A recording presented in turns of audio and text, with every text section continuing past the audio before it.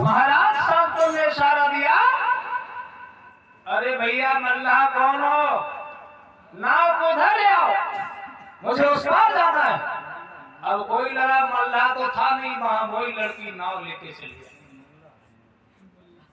और नाव लेकर के जब वो लड़की आई है, महाराज शांतनु आंखें फाड़ फाड़ के देखते रह गए, बाजी वाह इतनी सुंदर लड़की है, मेरी पत्नी हमें छोड़कर चली गई, कोई बात नहीं, अगर ये लड़की हमें मिल जाए, इसके साथ में हमारी शादी हो जाए तो जिंदगी बड़ी अच्छी कट जाए।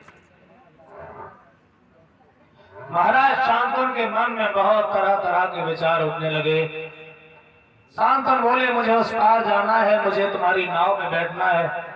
लड़की ने कहा ठीक है बैठ जाइए।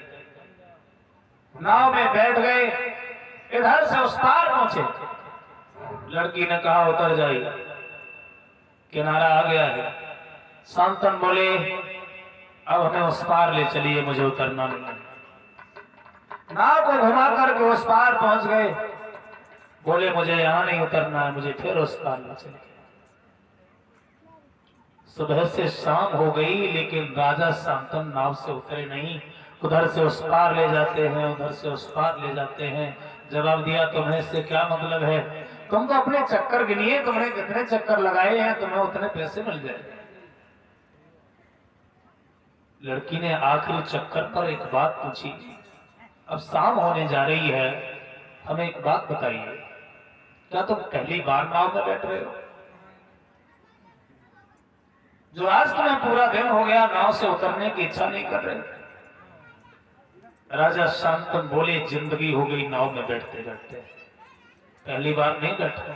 फिर क्या इसी तरह से नाव में बैठते हो? जवाब दिया, नाव तो बहुत देखी है, लेकिन नाव चलाने वाली ऐसी पहली बार देखी है जो इस नाव से उतरने का मन नहीं करता।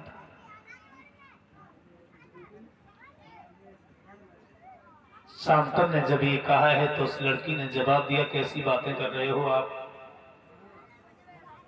अगर आप इस तरह की बात करेंगे तो मैं उतर के चली जाऊंगी, आप आराम से नाव में बैठे रहे। राजा शांतनु ने एक बात कही, देवी मैं तुमसे ये पूछना चाहता हूं, क्या तुम शादी करना चाहती हो? अगर तुम मेरे साथ में शादी कर लो, मैं राजा शांतनु हूं, घर में किसी बात की कमी नहीं है, तो मेरे साथ में शादी कर लो, मेरी जिंदगी बड़ी आराम से कट जाएगा। मेरी पहले वाली पत्नी अब इस दुनिया में नहीं रही, इसलिए मैं तुम्हें अपने साथ रखना चाहता हूं। और जैसे ही इतनी बात कही है तो उस लड़की ने जवाब दिया, आप मेरे पिताजी से पूछ लीजिए, मैं बिना पिताजी की इच्छा से शादी नहीं करूंगी।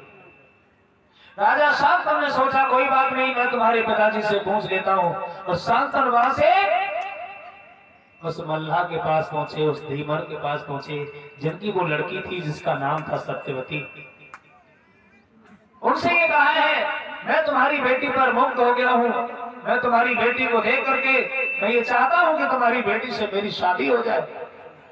और जैसे ही उस धीमर ने देखा तो हाथ जोड़ के बोला, महाराज मेरी इतनी औकात कहाँ है, मैं तो आपके राज्य में रहने वाला नौकर हूँ और आप एक राजा हैं, इतनी हमारी औकात नहीं है कि मेरी बेटी तुम्हारी रानी बनकर तुम्हारे घर में रहे।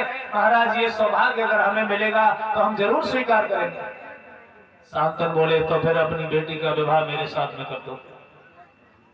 उन्होंने कहा, महाराज बेटी की शादी तो करूंगा, हमारे कलेजे का टुकड़ा है, हम ऐसी थोड़ी दे देंगे, इसके बदले में हमें कुछ चाहिए, मैं कुछ मांगना चाहता हूँ। राजा शांतनु ने सोचा बेचारा गरीब है, झोपड़ी में रहता है, हो सकता है कि महल मांगेगा तो हमसे दे देंगे, रुपया मांगेगा तो दे